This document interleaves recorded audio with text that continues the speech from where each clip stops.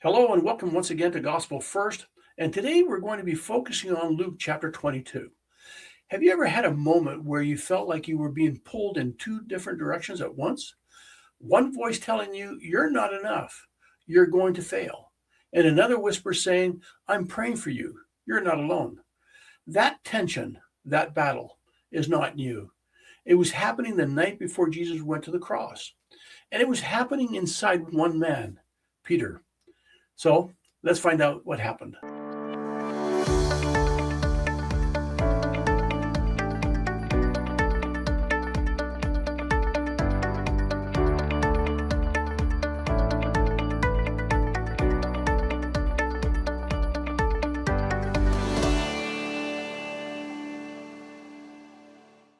Now we start off this lesson with what Jesus said to Peter.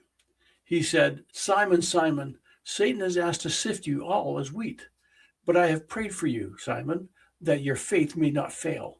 And when you have turned back, strengthen your brothers. Now notice four things here. Two opposing forces are clearly identified. Satan's intent is to sift you as wheat, which separates, weakens, and destroys.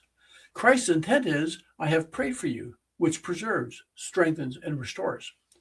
The phrase, your faith may not fail, is a Greek implication, which is not merely stumble, but not collapse completely. Now, this suggests struggle is expected, but total loss is not inevitable. When you have turned back, indicates that Peter will falter, but also confirms Christ already sees his recovery. And purpose of conversation, it's not just personal salvation, it's the outcome. Strengthen your brothers. Now, think about this. Peter had already walked with Jesus for 3 years. He's seen miracles and left everything behind.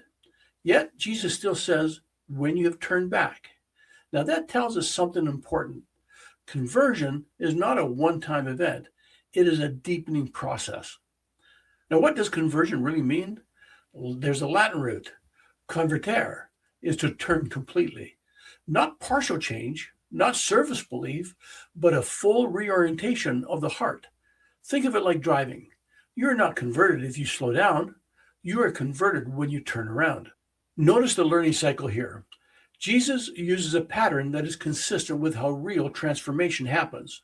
There is experience. Peter's walking with Christ. There is feedback that you will be sifted. There's failure or testing. There's reflection. And there's stronger action moving forward. So without reflection, growth stops. I remember a time in my life where I thought I was strong spiritually. Then I walked right into a situation I knew I shouldn't be in. And in that moment, I folded. Not because I didn't believe, but because I hadn't fully turned. Looking back, that failure became one of the most important turning points in my life because it forced me to ask, what am I still holding on to that keeps me from fully turning to Christ? Well, Peter's story is not about failure. It's about what happens after failure. Jesus didn't say, if you come back. He said, when you come back. Now that means Christ builds your future with your weaknesses already accounted for.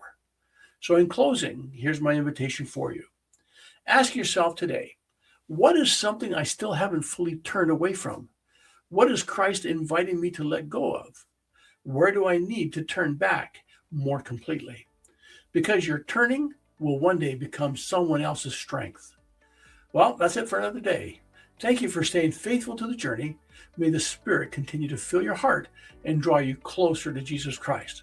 If your heart feels even a gentle nudge, I invite you to like, subscribe, and share so that we can spread the gospel of Jesus Christ together. And I'll see you next time as we continue our studies in the book of Luke, chapter 22, and John, chapter 18. Until then, God bless.